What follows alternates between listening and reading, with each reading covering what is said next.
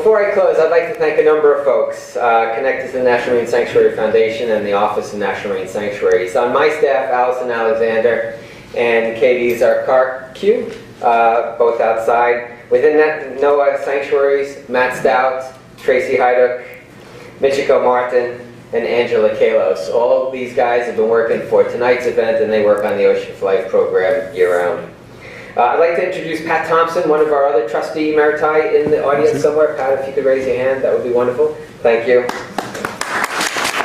She's been around forever. Along with Jean-Michel, among the founders of the foundation.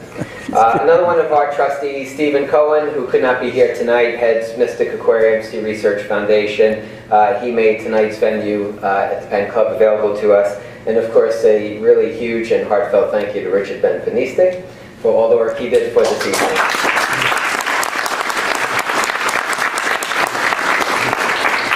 And that includes Richard for making sure that we have Sprinkles cupcakes that were donated for the evening as well. I hope all of you had a chance to enjoy them or may do so after the remarks.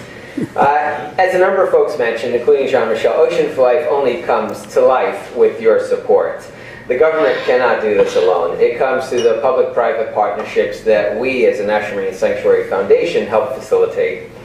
And it doesn't take a lot of money. It's a lot of money for us, but in the grand scheme of things, for everything you've heard tonight, it's not a lot of money. It is incredibly laborious in effort. It's incredibly time-intensive and resource-heavy. We run this program for 30 students every other year only because people are doing it in addition to their day jobs. And what we're trying to do is two things. First, fully fund the next field study, which will be this summer in Channel Islands.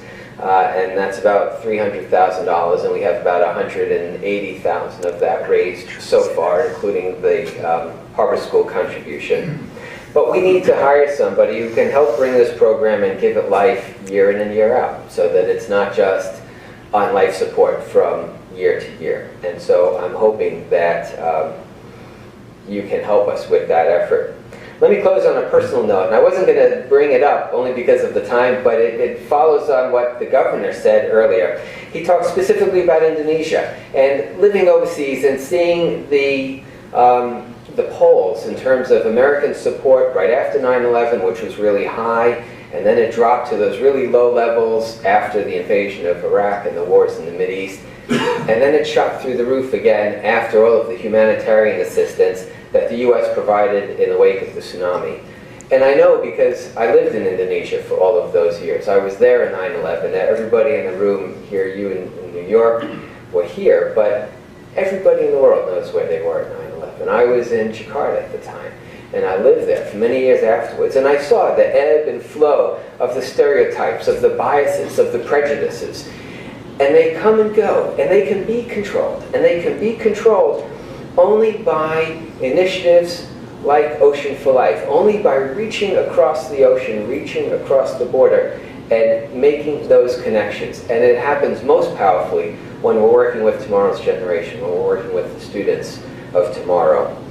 And it happens most when we can take people out of their comfort zones, but put them in places that are still safe havens. It gives the word sanctuary the true meaning, and to use our national marine sanctuaries as these safe havens to bring these kids together in otherwise entirely unknown and unexpected circumstances.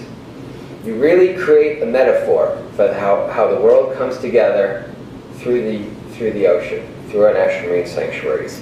And it comes with handshakes, smiles, laughter, seasickness together, surfing together. It comes by the personal relationships that form the bonds and the trust. And these students stay in touch with each other and become leaders in their own community far longer than and far after the 2-week field study that we offer. We have the power to change individuals' lives, and it's through those individuals that we have the power to change the world. And that's what Ocean for Life is all about. So thank you for your time this evening. Thank you for listening to us.